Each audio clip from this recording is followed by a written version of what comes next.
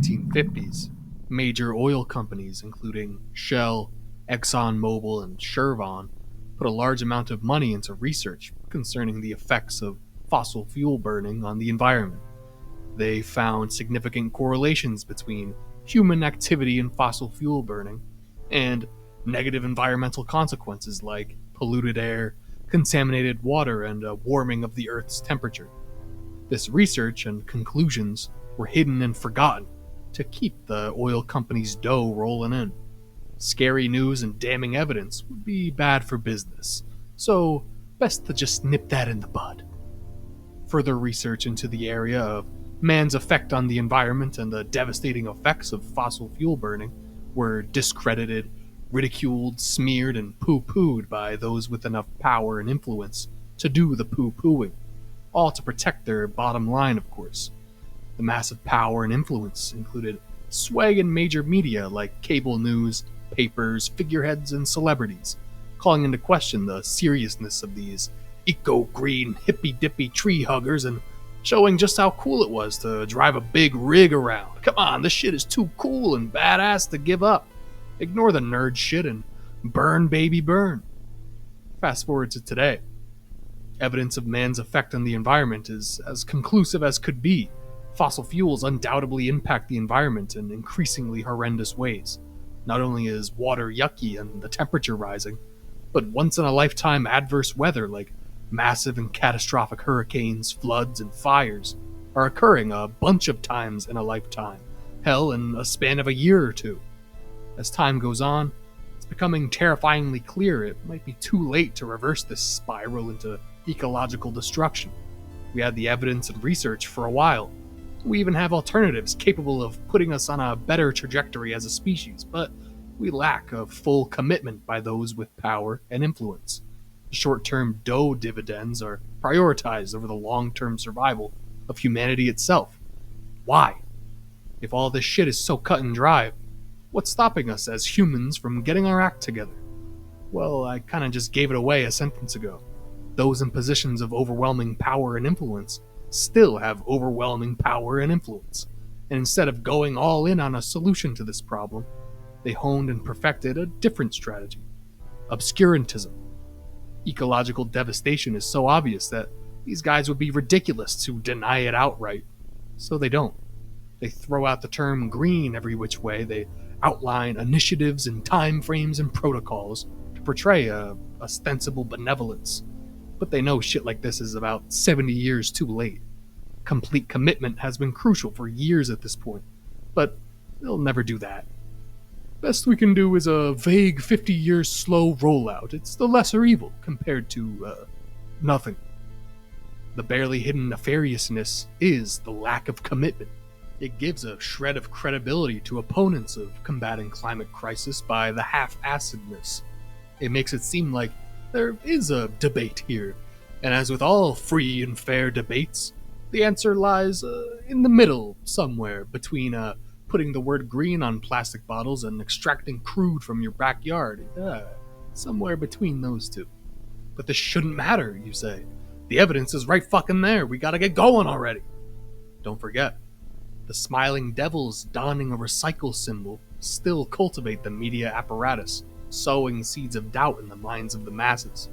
Figurative tons of opinions flood the space. Some guys say we should do more. Some say we should slow our roll. Some say climate change doesn't even exist. Some say the first guy is a little bitch. Some say the second guy is a Jewish trickster wanting to steal your truck, etc. What's true? As a mighty individual in the marketplace of ideas, it's up to you to decide. The truth is the path you forge. As a normal and civil person, any extreme is obviously wrong. Every answer is obviously in the middle somewhere. In fact, this whole argument is stupid. Everyone's just being mad and angry all the time. The correct choice, the truth, is actually just to chill. Scary, complex stuff like climate catastrophe, where it seems like everything related to it is scary and complex and extreme, and everything about it is overwhelmingly poured from floodgates in every direction, is left to you, the mighty individual, to decide what path is true and just. It just so happens, for the vast majority of people just wanting to live and chill, The true and just path coincides with the most comfortable path, as well as coinciding within the boundaries cleverly constructed by those in power. The contents within the boundaries are a murky mire of obscurantism. Each individual within is entitled, by godly decree, to their opinion. So, by godly decree, the floodgates shall be unleashed. The rulers appear cool and chill by letting you, the mighty individual, make up your own mind. It doesn't matter that you reside within the confines of a constructed fence of acceptable opinion. You can't see the fence through all this shit. You don't want to appear extreme or anything. Some guys are running around yelling and screaming. Everything being poured in here is scary and confusing. That's uncomfortable. What's comfortable is just to stand still and breathe in all the shit in your immediate vicinity. That's fair and just, and it's your choice. The only choice you can reasonably make. The shit you breathe in just so happens to be an amalgamation of all the obscurantist drivel poured into the fenced in area. Some of it's true, some of it's false, some of it is quote unquote true, and everything in between. You came to no novel conclusions, you just took a novel breath. And that's all you need to feel satisfied as a mighty individual. It's your greatest and only power. The powers that be will continue this whole routine as long as the fence remains intact. They can play a stalling game and let the people decide for themselves in a murky, shit-filled arena of their own making. The overwhelmed individual has to make a choice in a sea of confusion. That's perfectly fine. Confused response to disastrous policy means nothing meaningfully changes, and the grip of the ruling class remains strong. The ploy of obscurantism succeeds in transferring responsibility, in this case for combating climate change, onto a fenced-in populace drowning in an ocean of mud.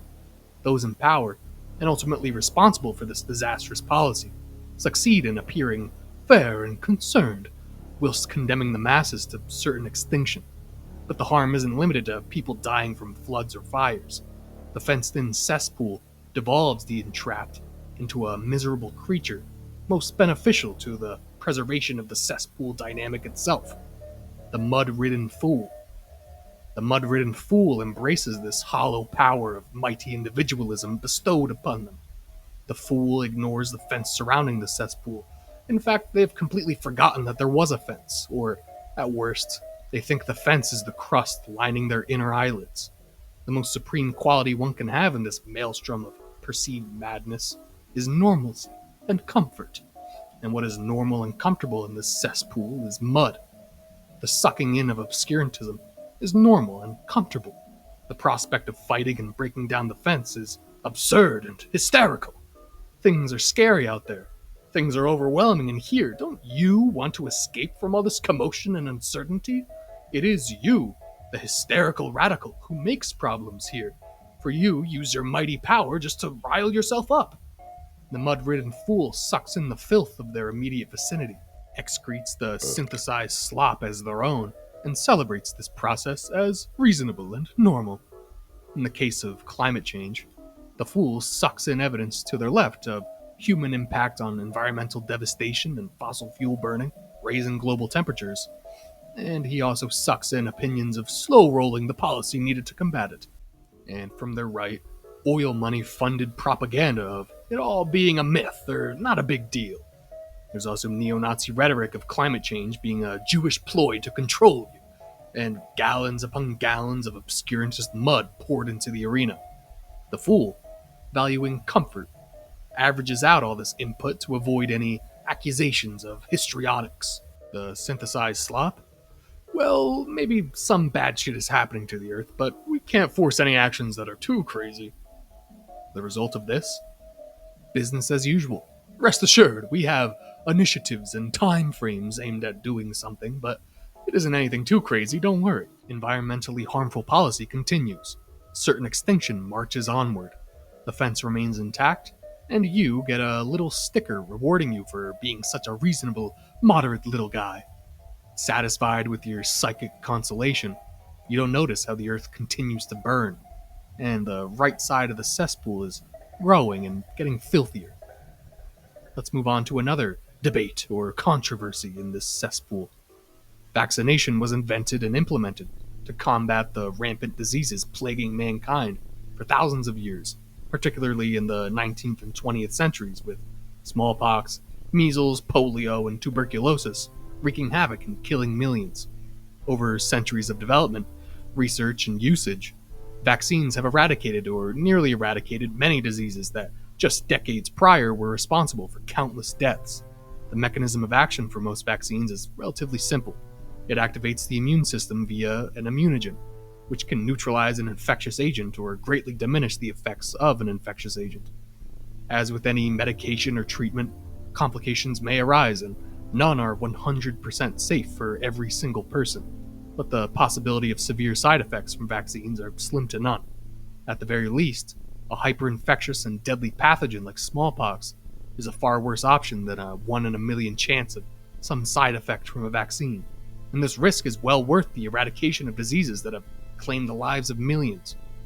However, much like climate catastrophe and the facts around it, vaccination is thrust into the cesspool as an issue with a variety of pathways towards a solution, of which the individual must choose. The calls from the left of the cesspool are essentially what I discussed previously, an extremely low-risk treatment for infectious disease that has a proven track record of eradicating deadly diseases. Also pouring into the fool's vicinity are calls for freedom of choice, an acknowledgement that each individual reserves the right to choose whether or not they will get stuck with a scary needle, as well as contrary evidence of vaccines causing autism or blood clots or strokes or even instant death. From the far right end of the cesspool are claims of vaccines being a Jewish ploy to turn the masses docile and implant microchips and brainwash, etc. The Mud-Ridden Fool, thoroughly saturated in a caking of obscurantist mud, averages this argument and comes to the novel conclusion of, well, I personally might get vaccinated, but I don't think everyone should have to. The result of this? Mistrust in vaccines spreads under the guise of freedom of choice. Nearly eradicated diseases like measles make comebacks and kill children. Anti-vax propaganda is spread by the US and the Philippines to sow mistrust in China, resulting in thousands of preventable deaths. Normalization of contrarian anti-science positions logically spread to other areas, like a mistrust of pasteurization, even when unpasteurized raw milk has killed tens of thousands of predominantly children, and a mistrust of Tylenol even when it's used as a safer non-opioid painkiller for older people. The obscurantist mud spewed into the cesspool hides under the guise of freedom of choice, of which is the mighty individual's only ability, and therefore, to remain comfortable and normal, can't be questioned. Thus, it remains an acceptable position to tolerate anti-vaccination sentiment, safe within the confines of the fenced-in cesspool and inside of the mud-ridden fool's head. The fool, satisfied with yet another normal take, is oblivious to the ever-growing mire creeping up on their right. One of the most incessantly flowing sources of mud into the cesspool are matters of race. It's hard to deny the impact racism has had on history up to the present. The dominant and most familiar strain coming from as a result of European colonialism and a nascent capitalist socioeconomic order, white supremacy, a justification of subordination by the white European peoples over the black, brown, red, yellow, non-whites. This racial hierarchy required a deep ingraining and transcendence into all aspects of society and humanity to justify the horrible atrocities committed in its name, namely but not limited to slavery, genocide, and apartheid. The path set out by the ruling classes of Europe put into motion this evolved and virulent strain of racism that, despite the efforts of countless people fighting against it, still lingers like a poison sting. The powerful and dominant, clinging to the riches afforded by slavery, or the land afforded by genocide, or the feeling of superiority and access to the best afforded by apartheid, drag their heels for hundreds of years up until the present day, where in some ways this white supremacist hierarchy has been leveled, in other ways it remains. The mud-ridden fool scoffs at this notion of historicity. They are offended at its existence outside of individual choice. The fact that a legacy of white supremacy ingrained in society is impervious to the solitary declaration of the mighty individual frustrates the fool and if they happen to be of European ancestry, embarrasses the fool. This embarrassment, coming from a confrontation with an uncomfortable reality, sends the fool straight into what they find comfort in most: the cesspool. This radical lunacy coming from their left is countered with sentiments of leaving race out of things or to be colorblind, maybe a little pat on the back, congratulating themselves for the pitiful progress made against 5 centuries of heels dragged. Further streams from the right claim that this history really wasn't that bad. In fact, the non-whites did it to themselves. You shouldn't feel so bad. Feel proud of your race. Even further to the right are those spouting evidence and statistics proving the superiority of the white race, and thereby justifying the atrocities of the past and present. There are even those who claim, believe it or not, that there is a Jewish conspiracy to replace the white race with non-whites, and that whites are actually the little guy now, in need of help. The mud-ridden fool, seeking an escape from this dreadfully uncomfortable and embarrassing predicament, synthesizes the slop into shit was pretty bad before, but it's not anymore. Bringing race into everything is the new kind of racism. The result of this? A denial of history and the poison sting of white supremacy. In fact, anger and fury at any mention of the poison sting. A self-victimization and normalized justification of white supremacy. A lashing out at any critical understanding, perceived as attacks, as a flipping of the hierarchy, and the dread of all that comes with being on the bottom. This dread is rational but ill-founded. No serious critical analysis of white supremacy leads to advocates for any kind of racial supremacy. The sins of the father shouldn't be punished, rather the poison sting treated. This is ignored when the terror of equality besieges the racially dominant. It cultivates bastions of defensive white supremacists, seeking refuge in the cesspool, where their noxious racism is treated as the right of individuals. It's essentially the young child immediately facing any discomfort with a temper tantrum, and running back to their soft blanket and binky. That's right, analogy squared. The mud-ridden fool, comfortable in their simple denial of racism, lets the poison sting fester, and in the now gargantuan right side of the cesspool, nigh consume them. In denying or diminishing the existence of the fenced-in boundaries, the fool denies or diminishes the presence of a ruling group or oppressive system. The fool does not know or doesn't want to know the extent to which they are being controlled, the extent to which their very desires are manufactured, and the sheer amount of obscurantist mud hurled onto them on a daily basis. Acknowledging this would be uncomfortable, embarrassing, frustrating, depressing. It's best to avoid any confrontation with this reality and do what you can as a mighty individual. But all you have access to is the mud in which you languish, the media you consume, the conversations you have, the feelings of meaning, all just mud. Some say the cesspool is just a cesspool created by your rulers and that we need to break down the fence. They say this horrid existence is undeniable and that any resignation or apathy is as good as supporting it. They say we can strive for something better, and we as humans aren't destined to fester in muddy water, that we are capable of more. Others, beckoning from a cyclopean hulking monstrosity, now almost entirely covering the arena, shower you with pacifying statements of it just being human nature, or that this system is as good as it gets, or that the others are rabid anarchists or commie tankies, or that you get what you choose as an individual. Pouring in further along are acknowledgments of the horrors of this reality, but it's the right of the strong to dominate the weak. Even further down, in this cesspool sinkhole, are those blaming all of this on the Jews. The mud-ridden fool, confronted with their most existential and nerve-wracking controversy yet, sits down in the mire. They allow the mud to pile on, because, hey, at least it's comfortable. And it was at least your choice to sit down. As long as their comfort is assured, it's all good. In fact, seeking to upend this normalcy is naive and dangerous. If this comfortable mire is the best it gets, then change only could make it worse. This is why the radical left is viewed with such scorn by the mud-ridden fool. They demean the fool and make them feel bad. They call them names, like mud-ridden fool. They brazenly accuse them of not doing anything and criticize their comfort-seeking. The right tempts the fool with comforting mud, that they are right to scorn the naive radical do-gooders, that they are nothing but hypocrites, out to make you feel bad for having normal opinions, or for being white, or for just chilling with a burger in hand. They want you to suffer for some crackpot fantasy of a better world. The world can't be better. This is as good as it gets. They'll only make it worse. This last line might as well have come directly from the rulers' mouths.